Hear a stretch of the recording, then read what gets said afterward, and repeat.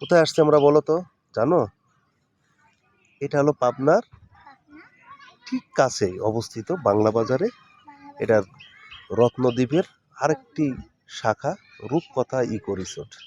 এখানে আসছি আমরা আমার মামুনিকে নিয়ে। সুন্দর একটি জায়গা। এই যে পদ্মফুল, পদ্মফুলগুলো আমরা কেমনি পদ্মফুলগুলো পিঙ্ক সারা দিকে, আর হচ্ছে খয়েরি বোটা, আর হচ্ছে ওই মাঝখানে যেটা আছে ওটা হলুদ। হলুদ।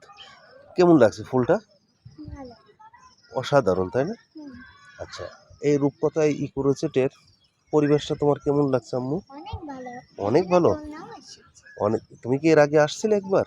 না, মনে হয় হ্যাঁ তুমি কি এসেছিলাম, কিন্তু ভুলে গেছি। তুমি ছোট্টবেলায় একবার এসেছিলে, ঠিক আছে? বাচ্চা থাকতে। হ্যাঁ, কিন্তু তুমি ভুলে গেছো। আজকে এসেছি আমরা, অনেক সুন্দর লাগছে না আম্মু? একটু দেখি, দেখো, অসাধারণ। ওই দেখে আম্মু, দেখো অনেক দোলনা আছে, দেখছো কি তুমি? আমরা যাবো ওইদিকে দোলনা খেলতে, আমরা ওইদিকে যাব, ঠিক আছে? ওইখানে আ- আর কি কি আছে? আছে অনেকগুলো। যা, তুমি কি হাঁটতে পারবে ওইদিকে? সামনে যা, দেখো হাঁটতে পারবে কিনা দেখো। হ্যাঁ, আমার মামনি সুন্দর সুন্দর করে হাঁটছে। দেখো, একটু পানি থাকতে পারে, তুমি এদিকে ঘুরে আসো আম্মু।